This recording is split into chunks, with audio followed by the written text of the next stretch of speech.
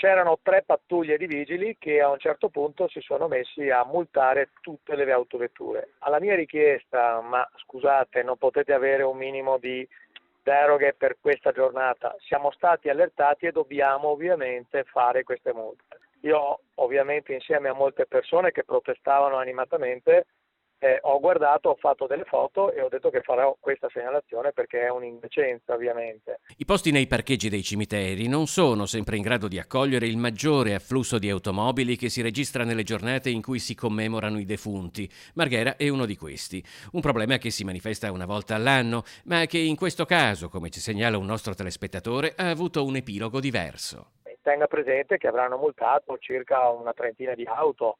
Ora immagini persone magari che hanno una piccola pensione, che sono andati a trovare i loro cari e che si trovano una multa da 82 euro da pagare per aver sostato 10 minuti. Hanno multato persino un'auto che esponeva il tagliando di persona disabile e la multa di oltre, mi pare, 82 euro. Probabilmente ci troviamo in uno di quei campi che in giurisprudenza fanno discutere, in cui l'osservanza alla lettera della legge si scontra con la flessibilità che, secondo un'altra scuola di pensiero, dovrebbe essere adottata in circostanze eccezionali. Peraltro le posso garantire che l'anno scorso nella stessa identica giornata io ho parcheggiato lì davanti ai vigili, non è successo assolutamente niente perché di solito c'è questa situazione in cui le forze dell'ordine sono tolleranti essendo i posti di parcheggio quelli che sono e l'afflusso molto molto numeroso.